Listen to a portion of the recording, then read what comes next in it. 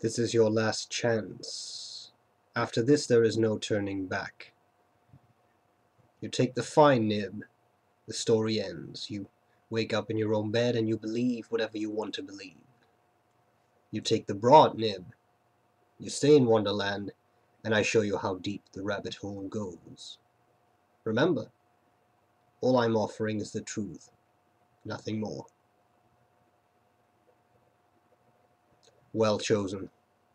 Follow me into a fountain pen shootout.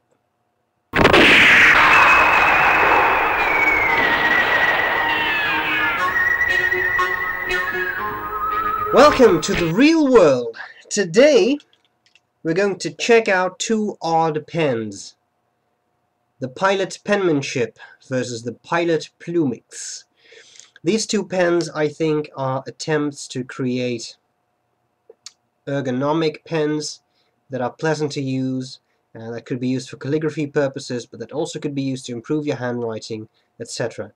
No pen will improve your handwriting. It's up to you to practice and try and refine the shapes of your letters.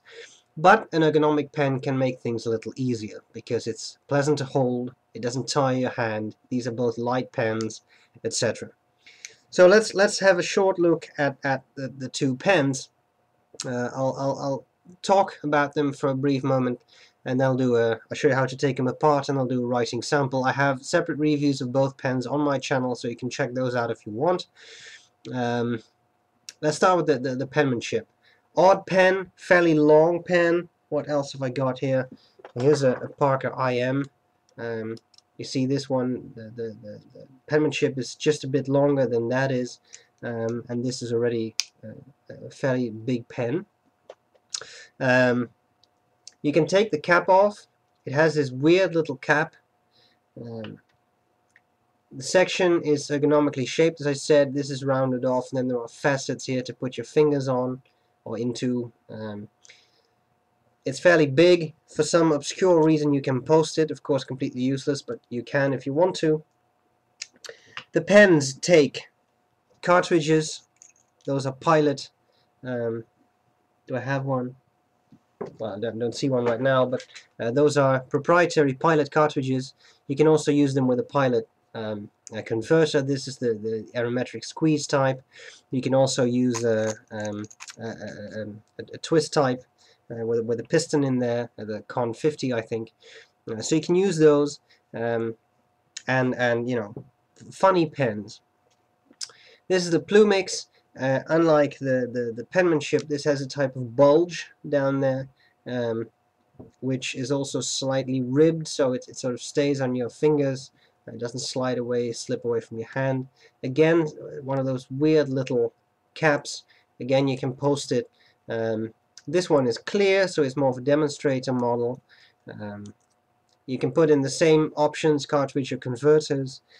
I got this one with a medium nib, which is somewhat italic. I'll show you that in the writing sample in more detail. The penmanship I have in extra fine. That's just a rounded nib. And that's pretty much all there's to it. So two pens, I think they're the same size. The Plumix looks just a little bit bigger, but it's really not a large difference. And uncapped, I'm expecting them both to be about the same. Yeah, I think they're exactly the same size then. All I can say is funny pens. They look odd. They are quite pleasant to use. I don't actually see anyone taking this to a business meeting and using it there completely seriously, but you know, it's interesting to try out. They're not that expensive, so they're kind of fun with that italic nib on this one. It's kind of fun to use. So there you have it. If you want more in-depth views of either pen, check out the reviews on my channel or other reviews. I think the best thing I can do now to compare them is to do a writing sample. So that's what I'll do next. I hope that's going to be useful, and I'll see you later. Bye-bye. Okay, so there you have it. The Pilot Plumix and the Pilot Penmanship. As you can see, the pens look alike, but they're not exactly the same, right? Not just the colors, but some of the details. I know that this camera will pick that up better than my webcam. And those little flares near the base of the cap are a bit different. The shape of the barrel is different. The Plumix has this weird rounded off thing at one side, which the Penmanship does not have that sort of bulge. The way to the grip section is shaped is a little different. Although, now that I feel it, I think the section is actually the same, just has a different color, of course. So there are some differences, there are some similarities. Taking them apart is fairly easy. You can just remove the cap, nib and feed just slide out like that. You can fit in a converter if you want. This is one of those squeeze type pilot converters. You can also put in a Con 50 converter. Interesting thing about the feed of the Penmanship, something I kind of liked. I'm sure you cannot really see this, but it is see-through. So this looks somewhat bluish, but if you hold this against the light, then, or maybe I can grab a small flashlight here. Let me see, I should have something on my keychain. Okay. There we go. You see that? It's kind of like a see-through thing, which I think is fairly nifty and fancy. Okay, so there you have this. You can do the exact same thing with the Plumix. I already have the converter in place there, so don't pull out the nib and feed when the converter is attached. That will make it a little more difficult. This feed clearly is not see-through. The nibs are exchangeable, so you can just put the... I had the extra fine on the Penmanship. You can also put this medium on the Penmanship. It's just a very simple system with a sort of flared thing that just doesn't really click in place, but it does slide in place on the feed, and that way you know just how to align the nib, which is very useful, I think. Okay, I'll put these back together. One thing I like about the blackness of this the Penmanship is that with the see-through Plumix section, look how dirty that gets. There are very fine sort of inner walls there, and making it very difficult to clean this out well. So once you get ink in there, you're kind of stuck with ink.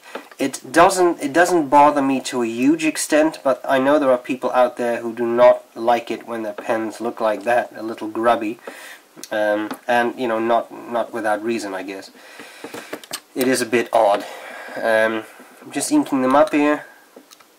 I'm using Parker Quink Blue, nothing fancy, but that's kind of the idea. I want this to be an ink that's not too exotic, that simply writes well.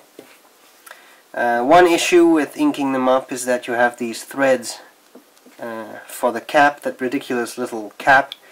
I'm now switching around caps. This is the Plumix, this is the Penmanship part. So you can actually mix those. I guess you could also mix the... No, you cannot fix the barrel on there. That's a pity. So these threads will get ink on them, and that ink will end up on your fingers. So that's a little odd. But you know, we have to work with what we've got.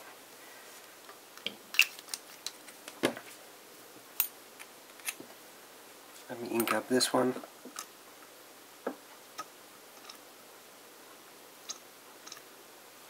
Don't need that much ink, it's not going to be a lengthy writing session.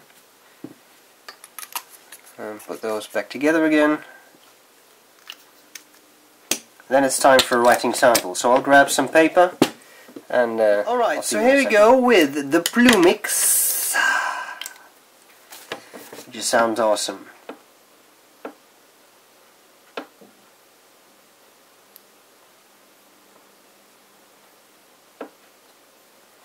Don't worry, I'm not going to do the whole writing sample like this. It's a much finer calligraphy pen than I'm used to.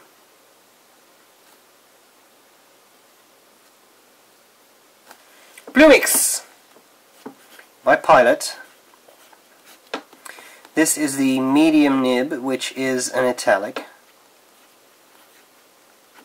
as you can see.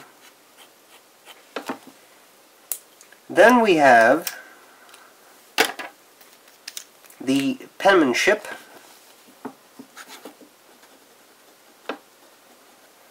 and when Pilot says their nib is extra fine, they ain't kidding. This is hairline fine. I'm applying no pressure here, but even if I would, it would still be a very fine line. Okay. Bit of writing. Being an italic, the Plumix will automatically give you a little bit of line variation. A lot of people like that. They think it adds over the. I can't talk and write at the same time. Lazy dog. I think it adds a little character to your handwriting. I guess there's a point to that, right? It gives you this natural variation, and that makes letters look cool. The penmanship, clearly being extra fine and round, will not do that.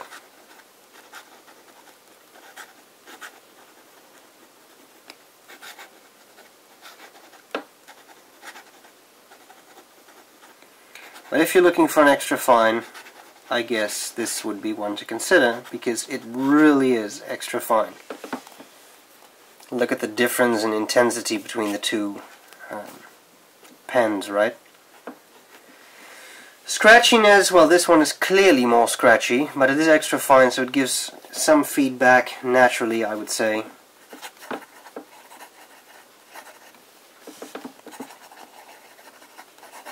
This was just some fast writing to see how well the feed keeps up.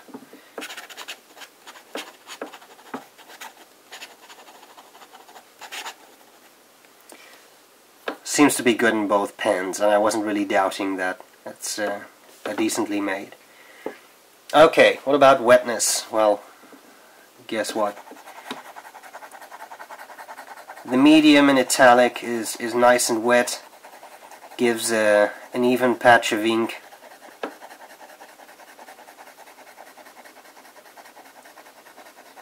As you can see, not a whole lot of white in there. When I do the same with the penmanship,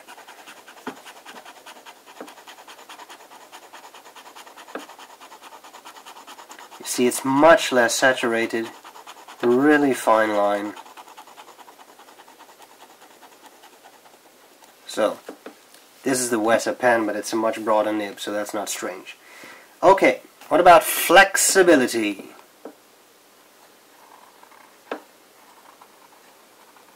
You should not confuse natural line variation with flexibility here, because of the way the nib is shaped, you will always get this line variation. So what I'm going to do is just draw some lines with no pressure, and then add pressure as we go. And then no pressure again. So you can get out some line variation there, as you can see. Now, with the penmanship nib, I'll do the same. I'll first write a bit. Because it is so fine, when the tines open up just a little bit, you'll get some line variation.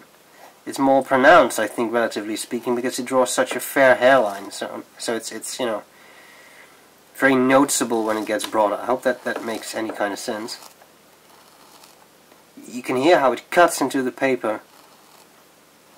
Not particularly pleasant, but okay. You can get some line variation there. So, which one would I choose? Well, pen-wise, either is just fine. They're both oddly shaped. They both have fairly pleasant grip sections.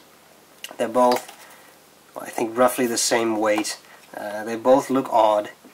So if that's what you want, an odd-looking pen, you can get either.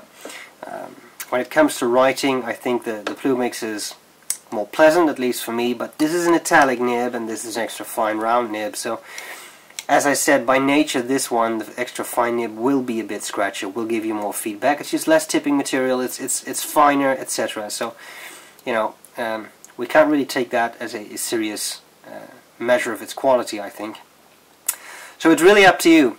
One thing that's interesting is that I believe the Penmanship's barrel is closed at the end, so you could use it as an eyedropper. I think. I haven't tried that.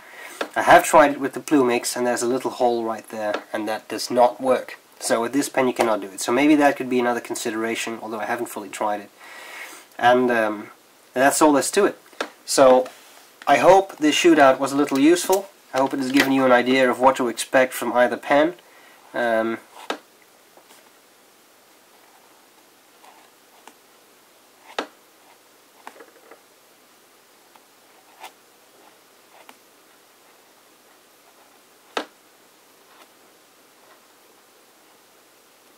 And that's all there's to it.